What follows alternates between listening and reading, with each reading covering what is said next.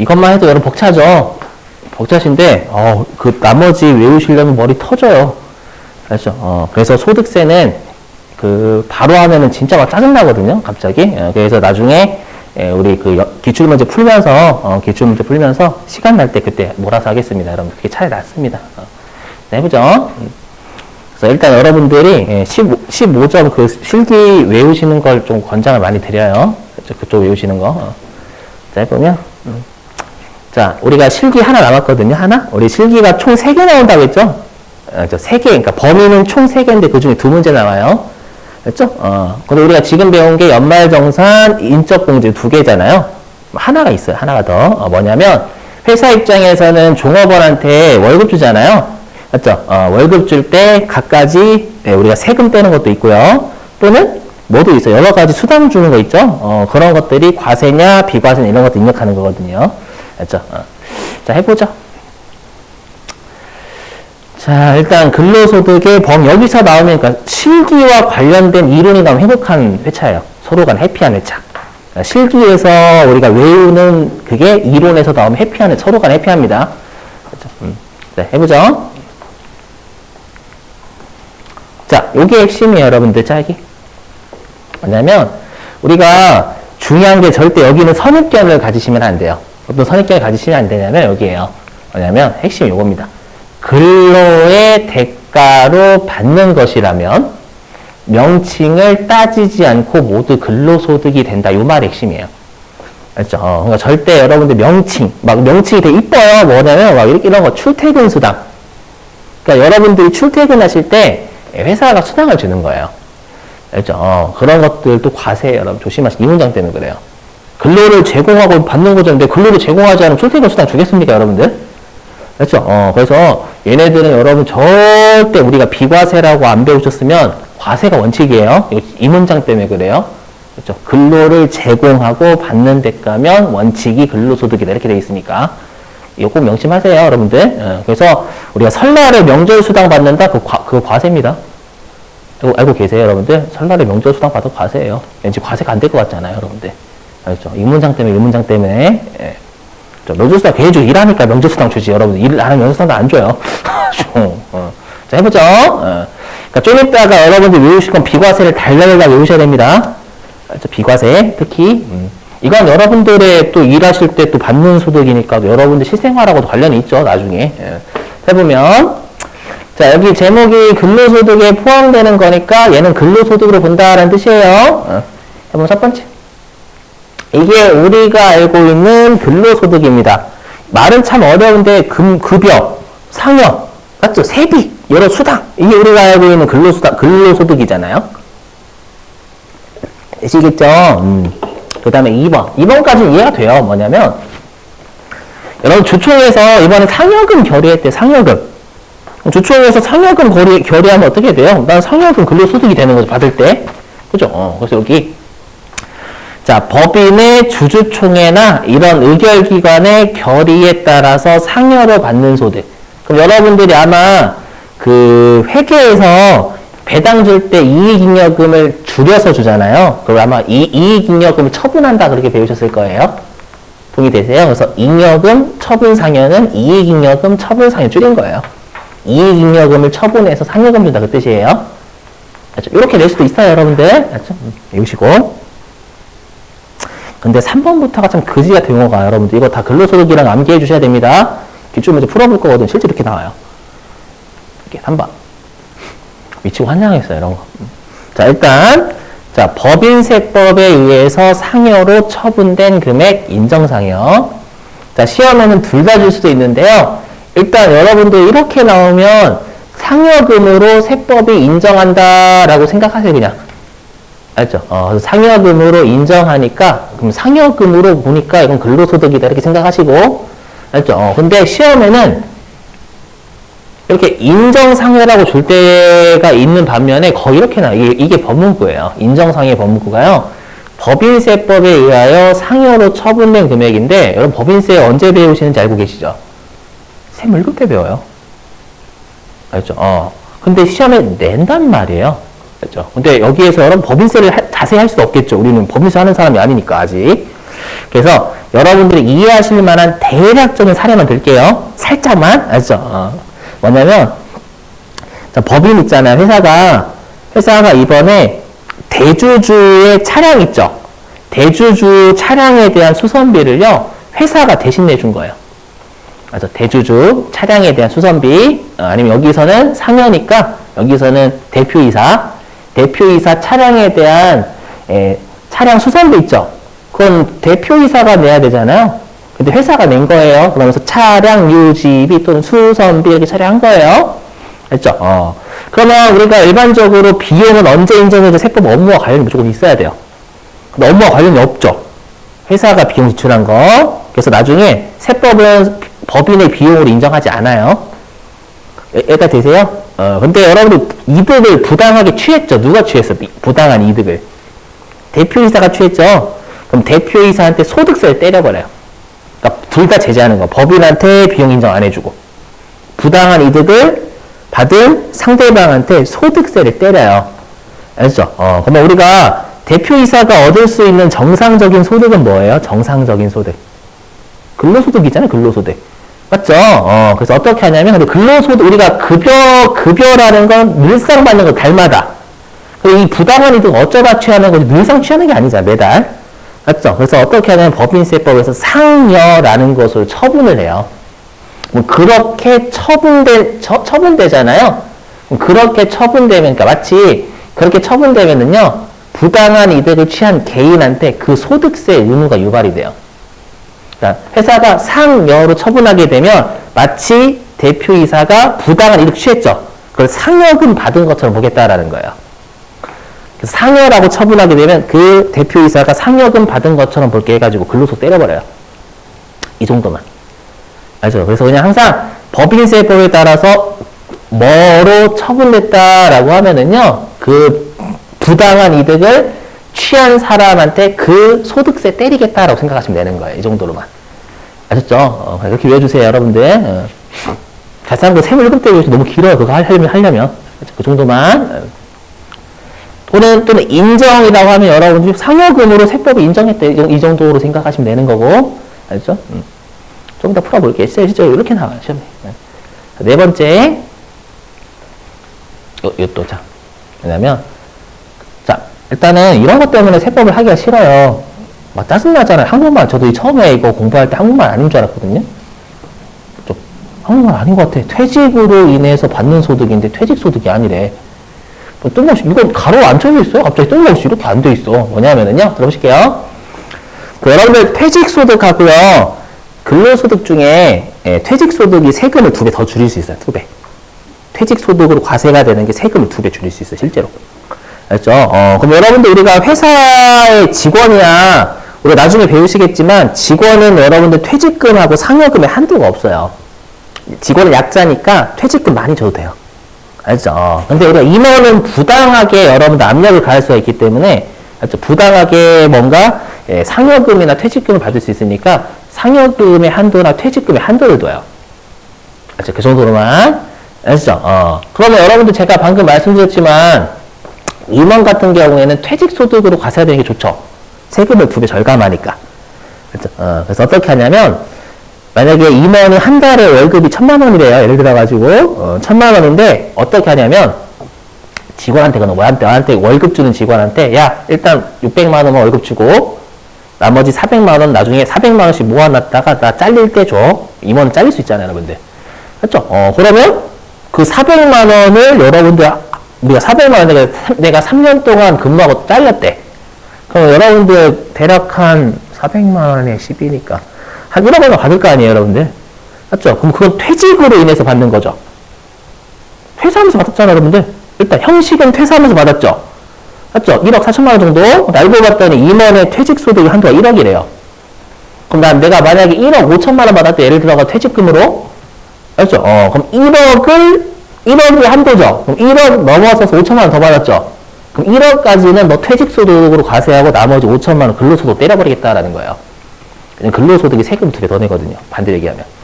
이해되세요? 그거예요. 퇴직으로 인해서 받았어, 분명히. 근데 임원의 퇴직소득 한도를 넘어가지고 퇴직소득이 속하지 않아요. 그럼 근로소득으로 보겠다라는 뜻이에요. 아셨죠? 좀 이따가 실제 문제 풀어보시면 요따구 나와있죠. 알죠? 받아들이시고, 다섯 번째, 여러분들 직무 발명 보상금이라 해가지고요, 그 종업원이요, 뭔가 발명했죠?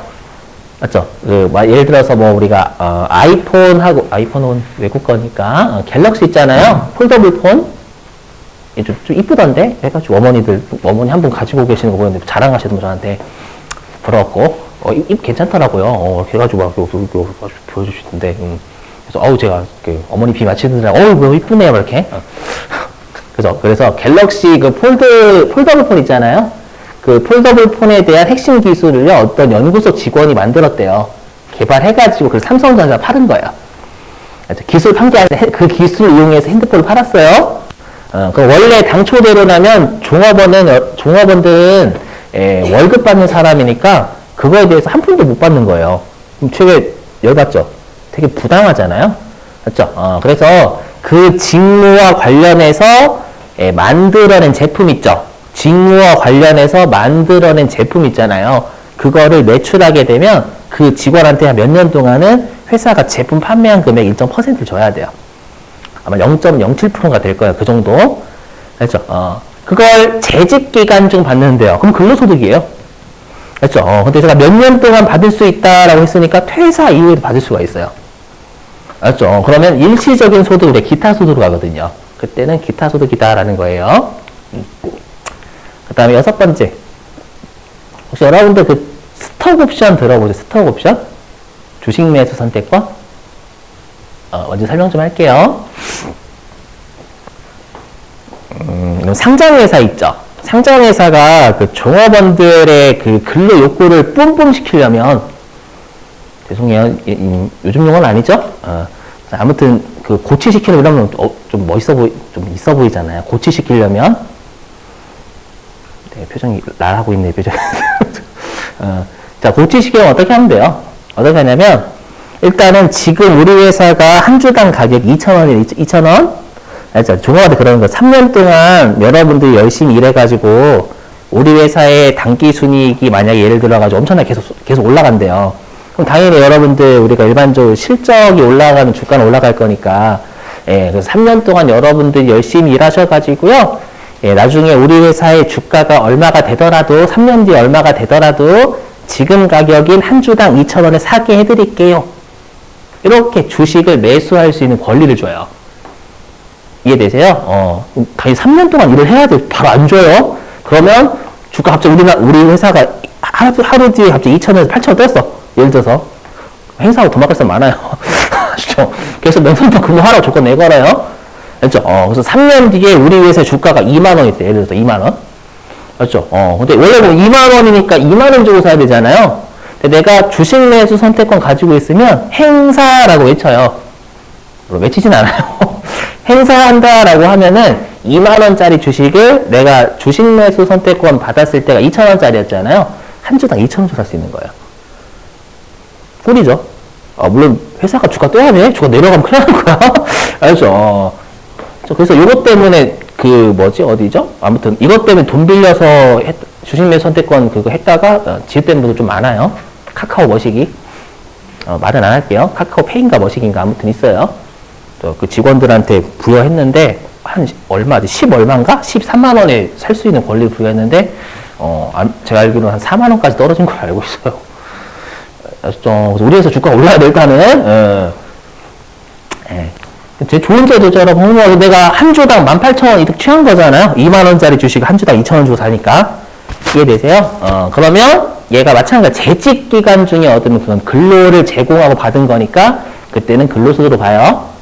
되세요? 근데 퇴사 후에도 행사할 수 있어요. 일정 기간 동안 행사할 수 있으니까. 좀 퇴사 후에 행사하면은 그때는 어쩌다가 받는 소득이 기타 소득이죠. 이해되세요? 또는 고용관계가 없이 부여받는 건 우리 회사 가족들이나 아니면 좀 유능한 직원들 우리가 스톡옵션 줄 때 있거든요. 유능한 어떤 사람 고용하기 위해서. 그렇죠? 그때 기타 소득으로 가는 거예요. 됐죠? 이렇게. 자, 그 다음에 근로소득에 포함되지 않는 건 얘만 외우시면 돼요, 얘만. 저도 몰라요. 사회통념상 타당하다고 인정되는 범위 내의 경주금. 제가 어떻게 합니까? 알죠? 여러분 이걸 외우시는 게 아니라 그쪽 외우셔야 간주공급 쪽 10만 원 이내 경조사 관련된 재화. 표정이 안 좋으신데? 간주공급으로 안 보는 거 있었잖아요, 여러분들. 맞죠? 종업원 경조사와 관련해서 현물로 주는 거. 재화 10만 원 이내. 그거 중요해요. 거기 훨씬 중요해요. 맞죠? 여기는 타당하다고 인정되는 거 돼 있잖아요. 이거 모르실 분 없어요. 암기. 자, 그럼 문제 좀 풀어볼게요, 실제. 소득세는 그냥 실기 대비하는 게 제일 짱이에요. 제가 아무리 봐도요, 소득세는 이론까지 다 하시는 건 아니에요. 머리가 너무 아파요. 제가 아프다는 게 아니라. 자, 교재 어디로 가주시냐면요.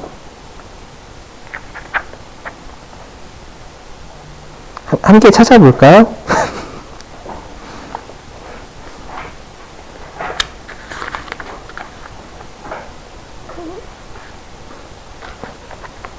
음, 99회인 것 같네. 99회인 것 같다. 자, 어디로 가주시냐면 684네요. 684. 684로 가시죠. 684.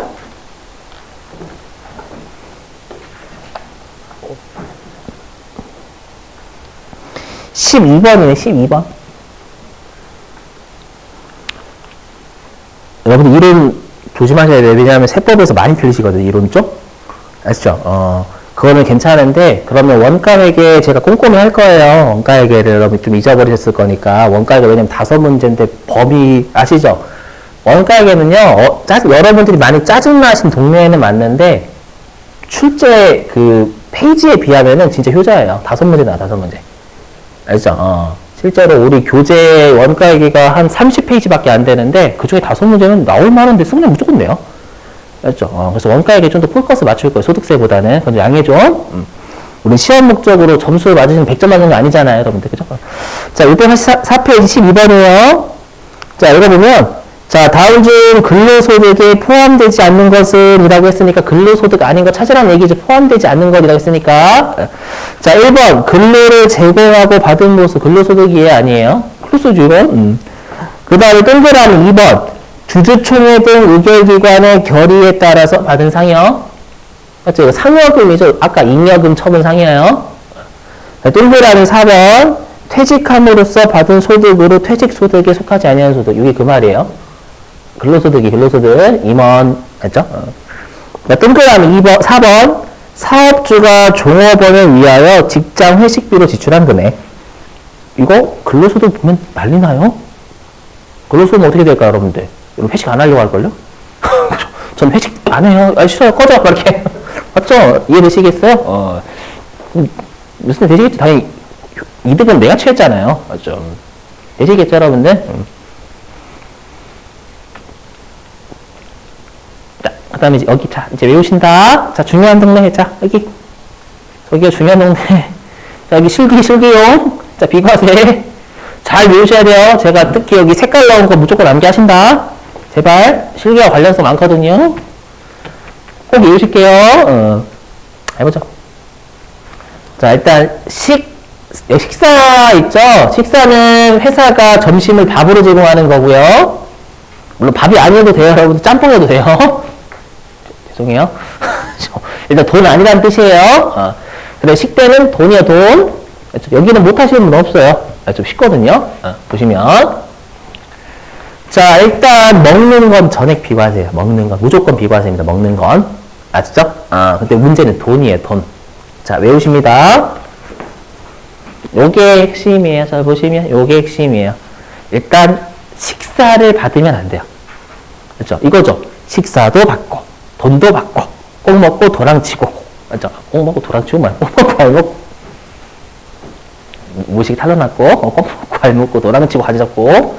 알죠? 꿔는 주겠지만 알은 못 주겠다라는 거예요. 그래서 꼭 식사를 받으면 안 됩니다, 여러분들. 알죠? 암기. 그래서 만약에 식사하고 식대, 돈을 같이 받잖아요. 그러면 식대는 다과세, 다과세. 알죠? 그거 외우시고. 자, 여건이 되시면 한도도 가급적 암기 권장. 여건이 되시면. 알죠? 시험에 냈던 적이 있어가지고. 그래서 월 10만 원 한도예요. 이게 좀 너무 좀 개정이 너무 안 돼요. 제가 그 2008년도에 처음 공부했을 때도 10만 원이었거든요. 그렇죠? 물가가 3배는 뛰었는데 그대로예요. 그래서 아마 내년도에는 이거 개정될 거예요. 알죠? 근데 우리는 2월달 시험까지는 개정 안 된 세법을 배우기 때문에 지금 10만 원. 알죠? 꼭 식대를 안 받아야 된다라는 암기. 식사를 제공받지 말아야 된다. 알죠? 암기하시고. 자, 그 다음에 여기 실비변상적 허질의 급. 이거 뭐냐면, 내가 회사 업무를 하는데 급하다 보면 내 돈 쓸 수 있겠죠, 여러분들. 회사 업무를 위해서 내 돈 쓰면 회사가 보존해 주잖아요. 그걸 실비변상적 성질의 급여라고 해요. 알죠? 이거는 당연히 근로소득으로 보면 안 되죠. 맞죠? 내가 지출하고 보전받는데 왜 근로소득이야? 아셨죠? 그건데, 동그라미 2번이에요. 동그라미 2번. 이게 제일 많이 나와요. 자가운전 보조금. 이게 뭐냐면은요, 내 차를 타고 가고 있었어요. 내 차 타고 가고 있는데, 갑자기 출장 가래. 회사 차 말고 내 차로 좀 가고 있는데 출장 가래, 갑자기. 그래서, 잉! 하고 내 차 타고 출장 갔어요. 맞죠? 그럼 휘발유 값 들죠? 감가상각비 같은 거 들죠, 여러분들? 맞죠? 그래서 회사가 그걸 보존해 준 거예요. 이해되세요? 그럼 이건 당연히 내 지출이 아니죠, 여러분. 내 소득이 아니잖아요. 맞죠? 내가 지출하고 내가 보존받았는데. 근데 요건이 있어요. 무조건 비과세가 아니라 이 세 가지를 모두 만족해야 돼요. 자, 보시면. 자, 일단 자가운전이니까 내 차여야 돼요. 남의 차 안 됩니다. 아셨죠? 그리고 이것도 가능해요. 일단 내 차라고 하면 내가 차 있어야 되잖아요. 그럼 내가 만약에 차 없으면 임차도 가능해. 렌트 가능합니다. 아셨죠? 그리고 최근에 어떻게 장난을 쳤냐면 비영업용 4인승 2000cc 이렇게 장난친 적이 있거든요. 그럼 여러분들이 오해를 많이 하셔가지고 4인승 2000cc는 비영업용 소형 승용차죠. 그럼 여러분 비영업용 소형 승용차는 부가가치세만 있는 문구예요. 소득세는 그런 문구 없어요. 알았죠? 그래서 소득세에서 인승 CC 그건 낚시인 거 낚시. 아셨죠? 그래서 짜증나요, 여러분들. 그렇죠? 그래서 우리가 비영업용 소형 승용차 요건은 부가가치세만 있어요. 그거 조심하시고 많이 낚였거든요, 실제로. 얘 때문에 업무 수행의 이용 이것 때문에. 왠지 비영업용 소형승 우리 업무와 관련이 없다라고 해석하잖아요. 그건 부가가치세라고요, 여러분들. 알죠? 소득세는 업무 수행에 이용하면 돼요. 인승 CC 상관없어요. 그 다음에 핵심은 얘입니다. 반드시 암기. 요건데, 요거가 장난 많이 쳐요. 뭐냐면, 실제 여비를 받으면 안 돼. 회사로 바로. 받으면 안 되고요. 회사가 정해진 기준이 꼭 있어야 돼요. 현실에서는 다 정해요. 알죠? 근데 우리 시험은, 현실하고 관련 없는 것도 많이 내죠, 여러분들. 그래서 정해진 기준에 따라서 우리가 정산받아야 돼, 정산. 알죠? 그러니까 정해진 기준이 있으면 그건 비과세고, 정해진 기준 없이 받으면 그건 과세가 돼요. 여기까지 되세요? 자, 근데 시험에는 어떻게 주냐면은요, 이렇게만 줘요. 자, 시험에는 자, 보시면 어떻게 주냐면, 정해진 기준에 따라서 받는다, 이런 문제 안 줍니다. 절대 안 줘요. 알죠? 뭘로 내냐면, 실제 여비 가지고 냅니다. 그러니까 실제 여비를 받지 않고 있다라고 하면, 그건 정해진 기준에 따라서 받는다는 뜻이에요. 이해되시겠어요? 그리고 실제 여비를 받는다라고 하면, 이건 과세고요. 그렇죠. 그래서 정해진 기준에 따라서 받는다 이렇게 잘 안 내고요. 실제 여비를 받냐 안 받냐 가지고 우리가 판단하시는 거예요. 실제 기출 문제는요. 이해되시겠어요? 응? 믿을게요, 여러분들. 그렇죠? 실제 여비를 받는다라고 하면 과세고 실제 여비를 받지 않고 있다라고 하면 안 받는 거니까 지급 기준에 따라 받는 거예요. 아시죠? 외우시고 넘어갈게요. 5월 20만 원. 예, 혹시라도 여건이 되시면 외우시고. 여기 꼭 외우셔야 여기. 자, 그 다음에 또 시험에 많이 나오는 게 동그라미 5번이에요. 뭐냐면, 그 연구소 직원이라든지 아니면 그 교수님들 있죠? 또는 선생님들 연구보조비. 알죠? 개인 돈으로 여러분들 연구소 그 물품 살 수 있잖아요? 뭐 우리가 실험실 도구 같은 거. 외워주시길 월 20만원 암기하시고. 자, 그 다음에 국외 근로소득 있죠. 요거는 말문제 대비지 실기 대비는 아니에요, 여러분들. 뭐냐면, 혹시라도 실기 낼 수 있으니까. 자, 외국에서 근무하면 외롭다라고 생각해 주시고, 밥 그립다. 그렇죠? 그래서 일반적으로는 100만원까지, 월 100만원. 그렇죠? 그리고 원양어선, 참치. 그 다음에 외항선박, 외국 떠돌아다니는 그 선박. 그 다음에 국외건설 현장, 외국에서 그 건설하시는 분들, 이분들은 더 빡세죠? 그렇죠? 빡세니까 월 300만원 비과세, 요렇게. 그렇죠? 자, 그 다음에 꼭 외우시고, 생산직, 꼭 암기. 요거 장난치거든. 금액 암기란 얘기예요, 금액 암기.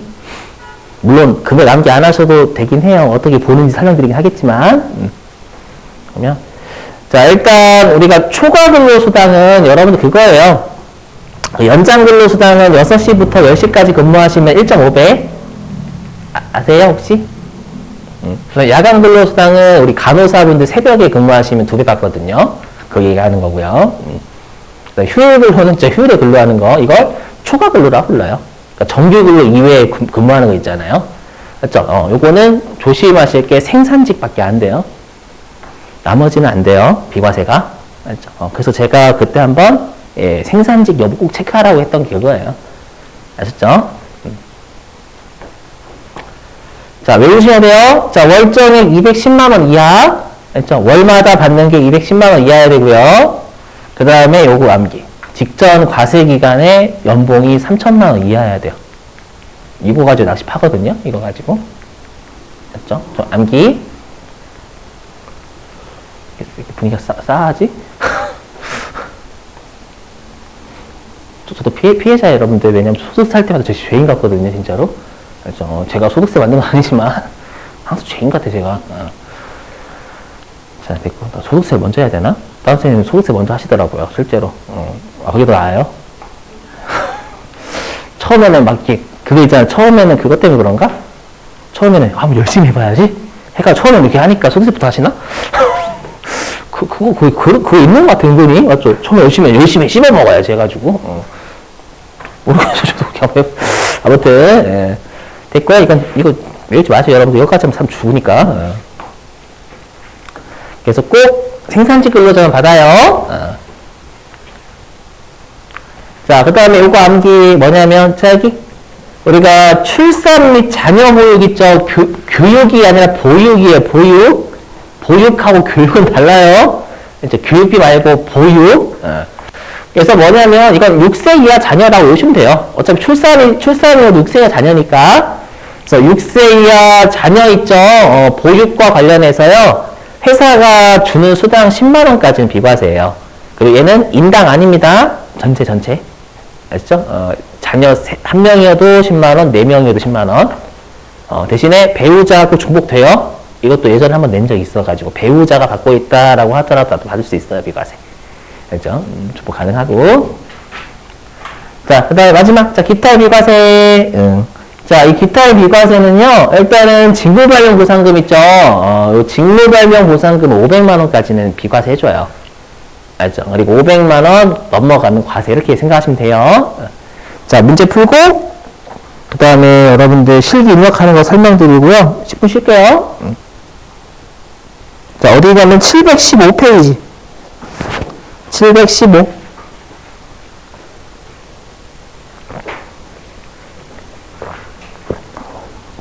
(715페이지)